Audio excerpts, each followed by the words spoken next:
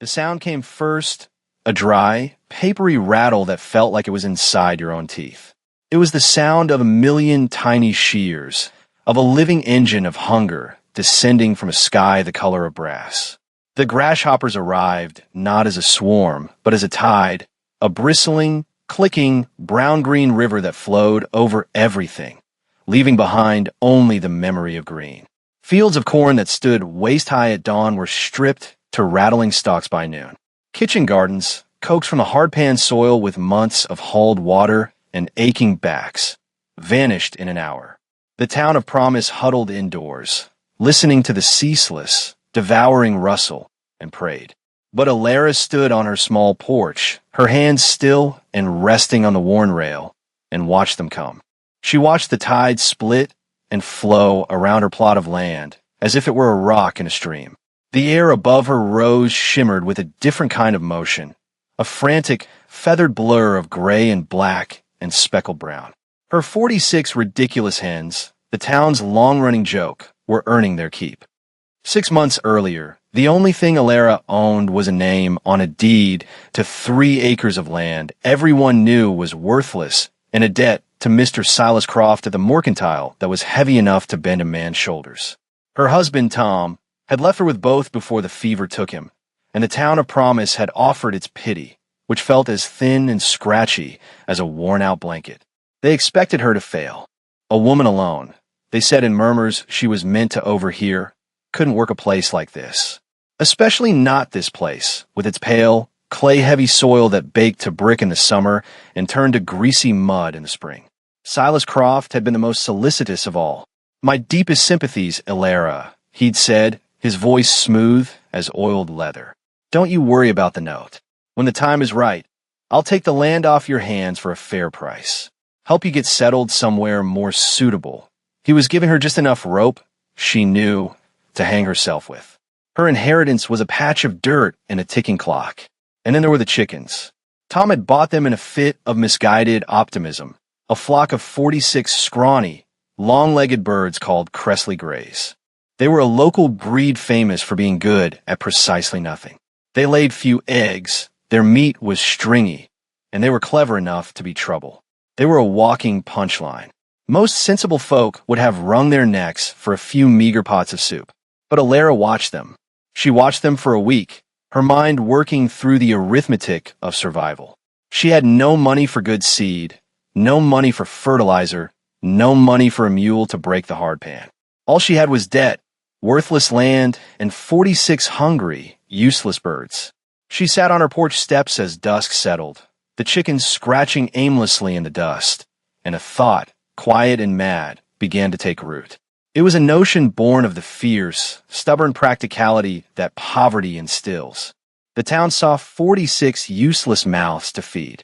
Alara began to see 46 tireless workers who would work for nothing but pests and weeds. The next morning, before the sun had cleared the horizon, she opened a flimsy door to the coop and, with a stick, chivied the whole ragged flock out into the very vegetable patch she was supposed to protect from them. Her nearest neighbor, Mr. Gable, stopped his wagon in the road to stare. "Lost your mind, have you, Alara?" he called, his voice thick with a kind of pitying amusement. "Letting those scavengers pick the last bit of life out of that soil." Alara just lifted a hand in a quiet wave and kept watching her flock. The hens, confused for a moment by their sudden freedom, fanned out across the fallow vegetable rows. They began to scratch, and Alara began to work, her hands raw, her back screaming, turning their scratching into a plan. She worked with a methodical rhythm that became the new shape of her days. Before dawn, she was out with a bucket of water, a thing more precious than coin that she hauled from the dwindling creek at the far edge of her property. She didn't water the ground. She filled 3 wide, shallow clay dishes she'd made herself, placing them at the corners of the half-acre plot. The chickens learned the location of the water in a single day. Their world was now defined by the boundaries of the garden, a world of abundant water and, as they were discovering, abundant food. She watched them, learning their language. She saw how they scratched not randomly, but with a purpose, digging deep for grubs and beetle larvae. She saw how they devoured the tough, stringy roots of the wiregrass that had choked the plot for years. They were tilling, deeper and more thoroughly than a spade. Their constant scratching and digging broke up the compacted clay, turning it over, aerating it. And with every grub they ate, with every weed they pulled, they left behind a tiny, potent speck of nitrogen-rich manure. They were not just tilling, they were fertilizing. Day after day, she guided them. She laid down lines of wood ash to keep them out of one section while they concentrated their efforts on another. She learned the soft cluck of contentment that meant they'd found a nest of wireworms, the sharp squawk of alarm that meant a hawk was circling. She was the shepherd of a feathered, scratching flock. The town kept watching. Their mockery was a constant, low hum at the edge of her hearing. Women passing on their way to the mercantile would shake their heads. Men would make jokes at the saloon about Alara's chicken farm. They saw a woman undone by grief, making a fool of herself on a fool's errand. They did not see the alchemy happening in the soil. They did not see the pale, dead clay slowly darkening to a rich, crumbly loam. They did not see the arithmetic she calculated in her head each night before sleep claimed her. 46 chickens, working 8 hours a day, turning over square foot by square foot of worthless land. It was a slow, painstaking reclamation. Old Man Hemlock was the only one who didn't mock her. He lived on the next plot over, a quiet, stooped man with eyes the color of a faded sky, who had come from some distant, unpronounceable country. He grew strange, lumpy vegetables in his own small garden and spoke to almost no one. For the first 2 weeks, he simply stood at his fence line each evening, watching her and her chickens. He never spoke, just watched, his hands resting on a gnarled walking stick. Alara felt his gaze, but it wasn't the pitying or scornful stare of the others. It was knowing. It was patient. She continued her work, hauling water, spreading ash, her hands cracking and her muscles burning with a clean, honest ache. She was too tired for despair. Despair was a luxury for people with time on their hands. All she had was the work, the sun, and the steady, scratching sound of her 46 feathered laborers. One evening, as the sun bled orange and purple across the plains, Old Man Hemlock finally spoke. His voice was raspy, thick with an accent that smoothed the edges of his words. "They say you are mad," he said, not as a question, but as a statement of fact. Alara paused, leaning on her shovel, and looked at him. She didn't bother to deny it. They might be right. He nodded slowly, his gaze on the hens, who were now so accustomed to her presence they would peck gently at her worn boots. "In my country," he said, his eyes still on the birds, "we have a saying, the hungry thing is not the problem. It is the answer, if you point it the right way." Alara felt a warmth spread through her chest, a feeling so unfamiliar she almost didn't recognize it as hope. He understood. He saw not madness, but a method. From that day on, he offered small pieces of wisdom, dropped as casually as seeds. He told her to crush charcoal from her cook stove and mix it into the drinking water to keep the birds healthy. He showed her how to identify the deep green leaves of the plant and weed, which the chickens loved and which drew nutrients up from deep in the subsoil. He never offered to help with the labor. That, his bearing suggested, was hers alone, but his quiet validation was more valuable than a hired hand. Around that time, the boy appeared. His name was Finn, a scrawny 10-year-old with a shock of reddish hair and a smattering of freckles, who was always at the edges of things. He was drawn by the spectacle of the chickens. They were bigger than most Cressley Grays, their lean frames filling out on the diet of grubs and greens. They moved with a strange, confident dignity. Finn would sit on the rail fence for hours, just watching. One afternoon, he pointed to a large, handsome rooster with iridescent black-green tail feathers. "What's his name?" he asked. Alara, busy hauling a bucket of water, admitted she hadn't named any of them. "He looks like a general," Finn declared. General Fuzz. The name was so ridiculous that Alara laughed, a real, throat-clearing laugh that surprised them both. The name stuck. Soon, Finn had named them all. There was Beatrice, a stout hen who was always first to the water. There was Silas, named with a boy's innocent malice, a scrawny, nervous cockerel who was afraid of his own shadow. There was the Duchess, a speckled hen with a regal bearing. The flock ceased to be an anonymous collective and became a troop of 46 distinct personalities. Finn started helping, his small hands surprisingly deft at crushing charcoal or pulling the largest weeds to toss to the birds. He was company that asked for nothing. His presence, like hemlocks, became part of the rhythm of her days. By June, the soil was transformed. Where there had once been pale, cracked clay, there was now 6 inches of dark, rich, fragrant earth. It was time. Alara and Finn spent a day fencing off half the garden, moving the flock to the untouched section to begin their work anew. In the cultivated soil, Alara began a plant. She didn't have money for fancy seeds from the mercantile. She planted what she had, what she'd saved from the previous year, what she'd been given in a pitying charity basket after Tom's death. Beans, squash, potatoes, a few rows of tough leaf cabbage. She planted them in the dark, rich soil the chickens had prepared, and the earth seemed to welcome them. The first shoots that pushed through were not the pale, spindly things she was used to. They were thick-stemmed and a vibrant, confident green. They grew with an astonishing speed, fueled by the months of accumulated fertility. The town was still laughing, but the laughter had a brittle edge now. It was easier to believe a thing is rotten than to admit you were wrong to mock it. They saw the fence, the newly planted rows. Closing the barn door after the horse has bolted, Mr. Gable pronounced to anyone who would listen, "Those chickens have picked every last bit of good from that soil. Nothing will grow there now, but things were growing." Silas Croft paid her another visit. He rode up in his smart buggy, tying the horse to the fence and stepping carefully around the chicken droppings. He surveyed the flourishing green rows, and for the first time, a flicker of something other than condescension showed in his eyes. It looked like calculation. "Well, I'll be," he said, his voice a buttery purr. "A bit of luck, Alara. A small crop after all, but this drought is settling in. It will be a hard summer. Perhaps it's time to be practical. I'll give you a fair price for the land and the crop as it stands. $70. Enough to clear your debt and see you on your way." $70 was an insult. It was less than the value of the debt itself. He was still expecting her to fail, just perhaps not as quickly as he'd hoped. He wanted her gone before those green shoots turned into something that might change the town's arithmetic. "Thank you for the offer, Mr. Croft," she said, her voice even and calm. "But I think I'll see the harvest through." He smiled, a tight, unpleasant stretching of his lips. A woman's sentiment. "I understand. The offer stands for another month." After that, he let the threat hang in the air, then climbed back into his buggy and rode away. Alara watched him go, then turned back to her rows. The work was not done. The sun was hot, and the creek was low. The arithmetic was changing, but it had not yet tipped in her favor.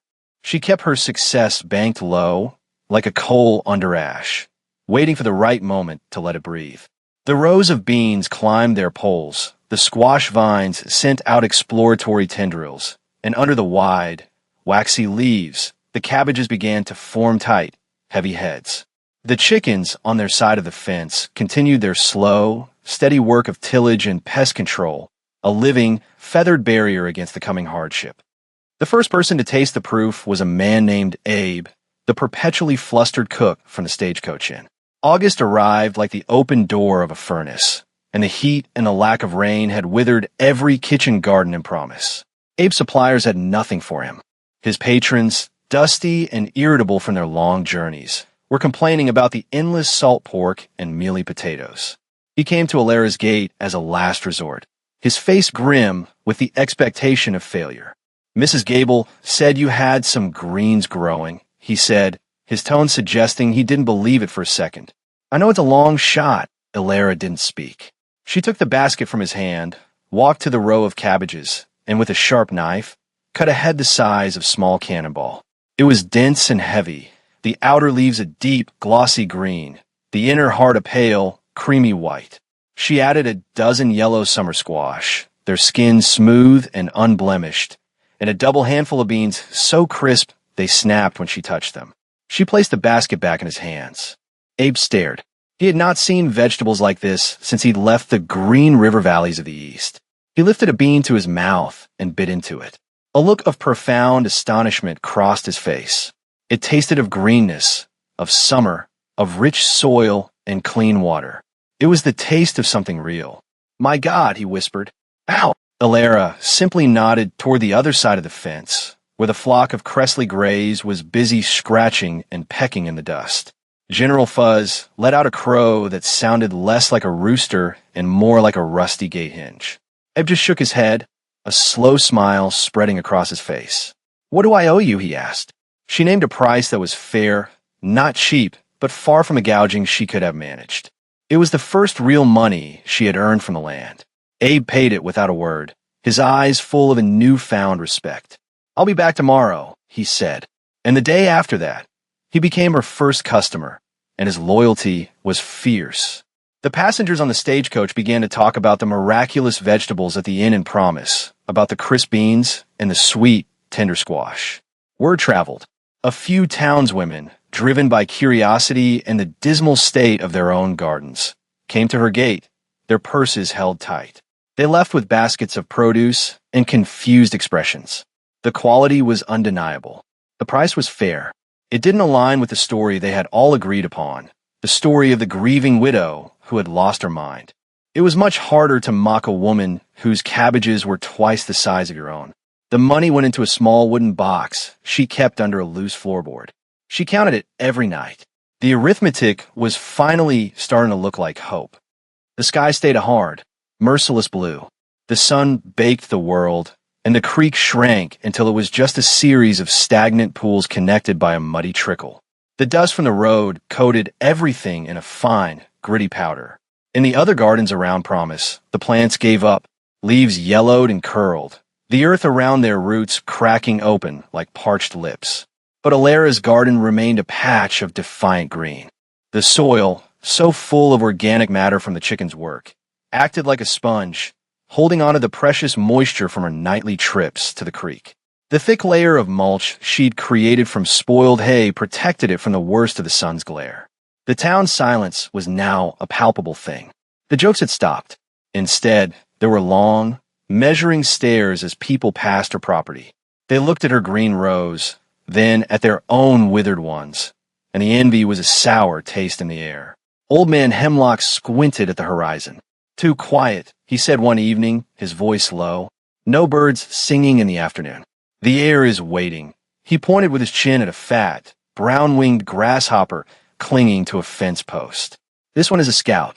The army is coming." Alara had seen them, too. A few at first, then a dozen, then 100. They were larger than usual, bolder. She had watched her chickens with a knot of anxiety in her stomach. But the hens saw the grasshoppers not as a threat, but as a feast. They would stalk them with a predator's focus, their heads cocked, and then snatch them from the air with a quick, vicious peck. For now, they were keeping the numbers down. But she could feel it, just as Hemlock could. The land was holding its breath. The crisis was no longer a matter of if, but when. Silas Croft's deadline was approaching. The note was due at the end of August. He hadn't been back, but she knew he was watching, waiting. He was a patient man. He had seen droughts before. He knew that a patch of green could turn to a patch of brown overnight. He was counting on it. She counted, too. In the quiet of her small cabin, by the light of a single candle, she would empty the wooden box and count the coins and bills. The arithmetic of hope versus the arithmetic of debt. It was going to be close. She worked harder, hauling more water in the pre-dawn cool, carefully harvesting only what was ready, letting nothing go to waste. She and Finn devised a system, a scarecrow made of shiny tin lids that spun in the breeze, meant to deter the hawks that had grown bolder as their usual prey disappeared. Her flock was too valuable to lose a single one. The hens grew fat and sleek. Their eggs, which had been few and small, were now plentiful, with deep orange yolks from their rich diet. She began selling them to Abe as well, another small stream of income into the box. Each coin was a victory. Each dollar was a brick in the wall she was building against the coming storm. The air grew thick and still. The silence of the afternoons became profound. And then, on the third Monday of August, the waiting ended. The sound began at dawn, a low, pervasive hum that grew steadily, resolving itself into that dry, clicking rattle. Alara stepped onto her porch and saw it. The northern horizon was gone, replaced by a low, roiling cloud of dirty brown. It wasn't weather. It was life. It was hunger. The plague of grasshoppers descended upon the valley. The town of Promise vanished under the tide. People ran for their homes, slamming doors and shuttering windows, but there was no stopping it. The insects covered everything, a single, crawling, chewing entity. The sound was deafening, a nightmare of a million tiny mandibles shearing away every living leaf. The few withered crops that had survived the drought were obliterated in minutes. Trees were stripped bare, their leaves vanishing as if consumed by a fast-moving fire. It was a biblical devastation, swift and absolute. But at Alara's fence line, a miracle was happening.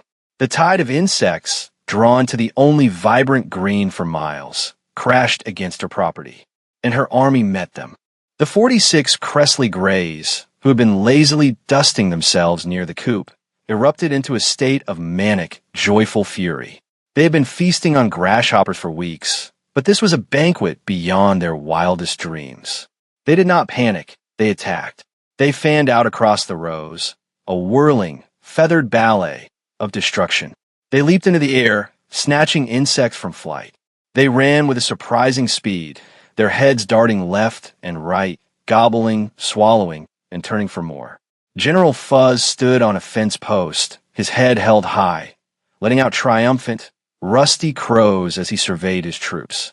Finn, who had run over at the first sign of the swarm, stood beside Alara on the porch, his mouth wide open in awe. The garden became a battleground. The grasshoppers that managed to land on a cabbage leaf were devoured before they could take a second bite. The air was thick with the clicking of the swarm and the frantic, happy clucking of the hens. For hours, the battle raged. The hens, driven by a bottomless gluttony, never tired. They were engines of pest control, perfected for this exact moment. By late afternoon, the main body of the swarm had passed, moving south, leaving a brown, barren landscape in its wake. The world outside Alara's fence was silent and ruined. But inside, the garden stood. It was battered, with a few chewed leaves here and there, but it was overwhelmingly, impossibly green. The hens, stuffed to bursting, were calming down, moving with the slow, waddling gait of the truly satiated. They had defended the fortress. Alara looked out at the stripped fields of her neighbors, at the skeletal remains of their hopes, and then back at her own verdant, thriving plot. The arithmetic had changed forever. It was no longer about her survival. It was about the town's. The hunger set in quickly. The swarm had eaten everything, not just the crops in the fields, but the small kitchen gardens that provided the margin between sustenance and starvation for most families.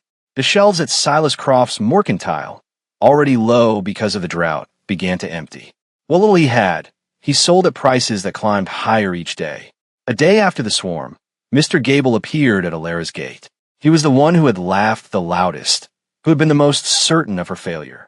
Now he stood with his hat in his hands, his face gray with worry, his eyes avoiding hers. Alara, he began, his voice rough. My wife, the children, we have nothing green.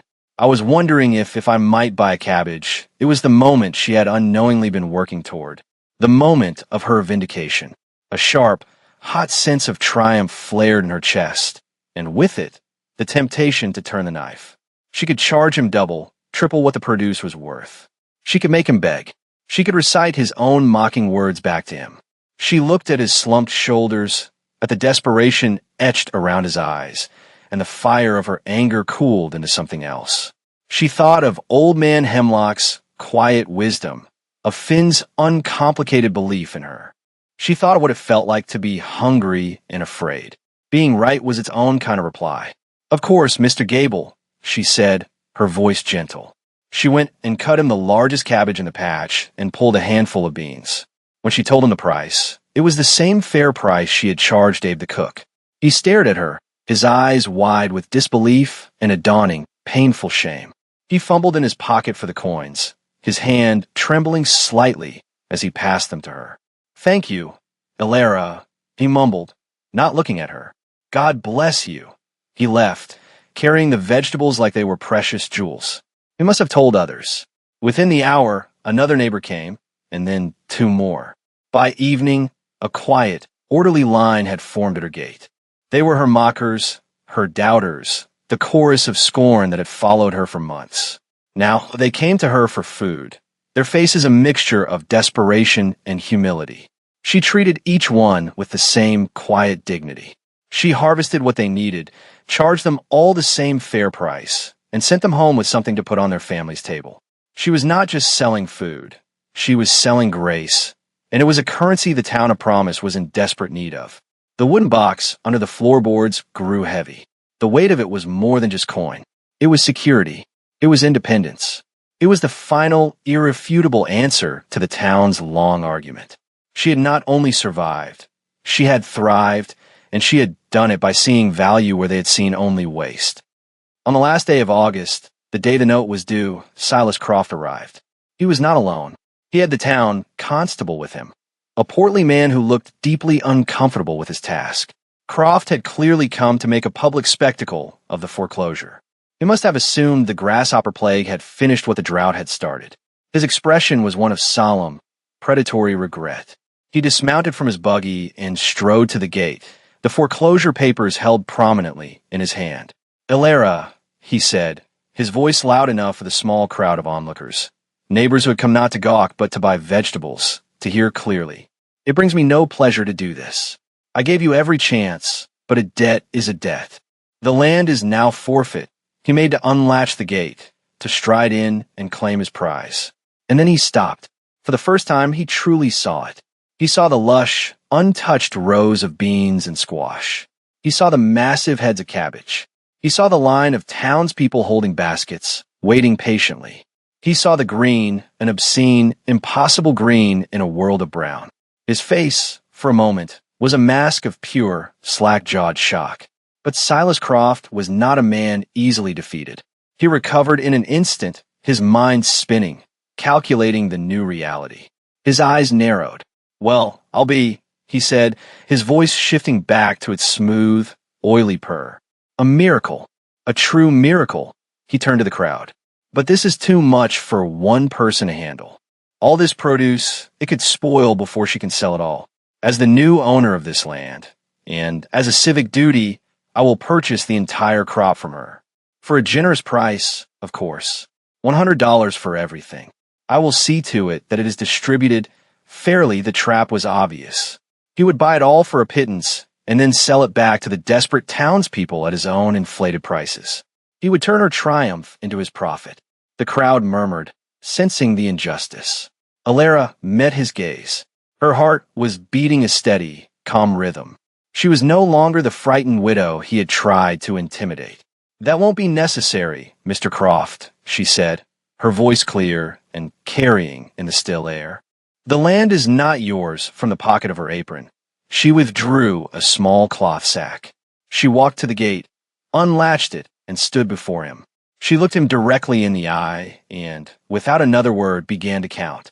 She counted out the full and final payment of her husband's debt, coin by coin, bill by bill, into the constable's hand. The sound of the money, the clink of silver, and the rustle of paper was the only sound in the yard. When she was finished, the exact amount lay in the constable's palm. She had paid it off, with 3 days to spare. Silas Croft's face was a study in fury. He had been outmaneuvered, outwitted, and publicly shamed. He snatched the money from the constable, stuffed it into his pocket, and stormed back to his buggy without a backward glance. The crowd watched him go, and then they turned to Ilera, and for the first time, they smiled. The departure of Silas Croft left a space in the air, a vacuum that was quickly filled by a sense of quiet celebration. The townspeople did not cheer, but a collective sigh of relief and admiration went through them. The transaction was complete. The underdog had won. The story was now rewritten. Ilera was no longer the mad widow. She was the wise woman, the one who had seen what no one else could. She continued selling her produce. Her gate opened from sunup to sundown. She established a system of barter for those who had no cash, trading a basket of squash for a mended shirt, a dozen eggs for a sharpening of her shovel blade. She was weaving herself back into the fabric of the community, not as an object of pity, but as a vital, load-bearing thread. The land, once scorned, was now the town's larder. The chickens, once a joke, were now hailed as heroes. Finn became their unofficial keeper, a boy bursting with pride, who would regale customers with tales of General Fuzz's bravery during the Great Grasshopper War. As the heat of August finally broke and the first hints of autumn cooled the evenings, Alara stood with Old Man Hemlock and Finn, looking out over her domain. The rows were thinner now, but still productive. The hens, fat and content, were making their final rounds before heading to the coop to roost. The setting sun cast long shadows, turning the rich soil a deep, promising black. Alara felt a sense of peace settle over her, a feeling as deep and nourishing as the soil itself. She owned this land not just on paper, but in her bones. She had paid for it not just with coins, but with sweat, with stubbornness, and with the courage to believe in a ridiculous idea. Old Man Hemlock leaned on his fence post, a small, satisfied smile on his face. He watched a fat hen peck at a beetle, then looked at Alara, his faded blue eyes seeming to see the whole long story in a single glance. "You see," he said, his voice the soft rumble of gravel. "The hungry thing. You pointed it the right way." Alara nodded, a slow smile spreading across her own face. She looked at her flock, at the ridiculous, long-legged, noble birds who had tilled and fertilized and fought for her. They were the answer. They had always been the answer. The whole world had looked at them and seen nothing but a problem, but she had looked closer and had seen the shape of her own salvation.